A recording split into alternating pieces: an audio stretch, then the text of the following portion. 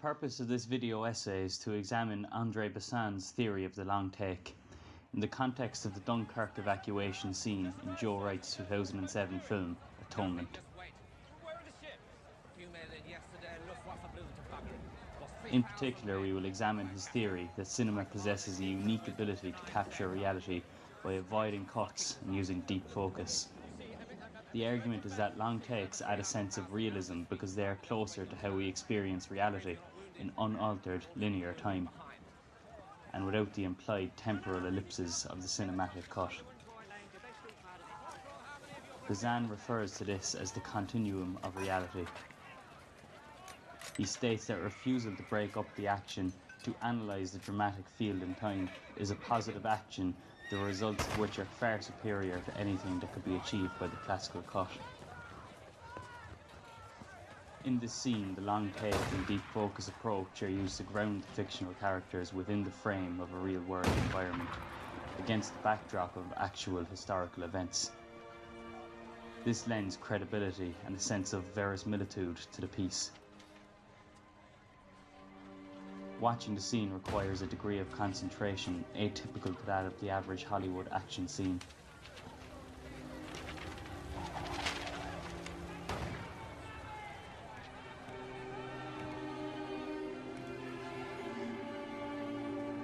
In this scene, as the camera moves along and across the beach through the chaos, we follow the main characters, but also leave them as we are shown the wider reality which they inhabit.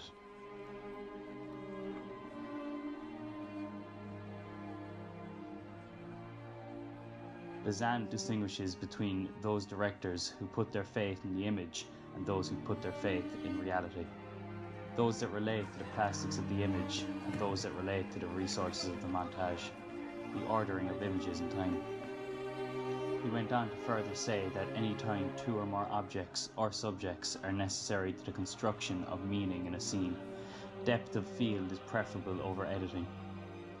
He viewed montage as an interpretation of events to be shown to the spectator, whereas the long take could be used to show events, leaving the interpretation to that spectator, reducing their passivity. A range of emotions are explored, from devastation and despair to hope.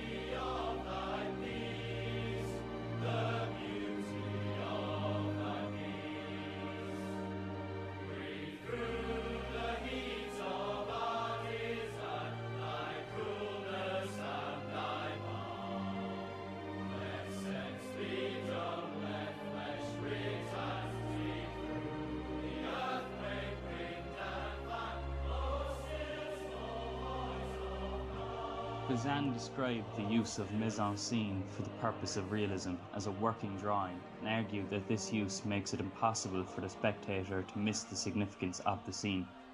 He posits that the spatio-temporal integrity born of this approach empowers the audience, shifting a degree of the responsibility onto them, that within the frame it is now the spectator who must choose upon which elements to concentrate, in which order and for how long, and from this they must extract their own meaning.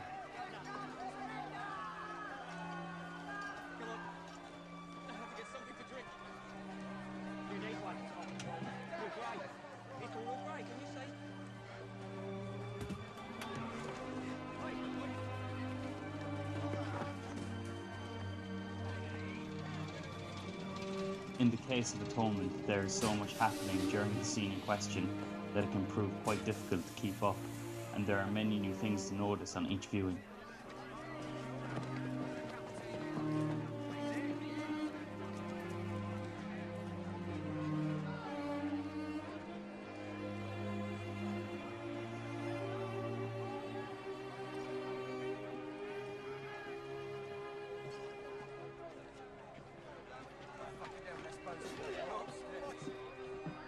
We are left with a sense that this scene is of enormous importance.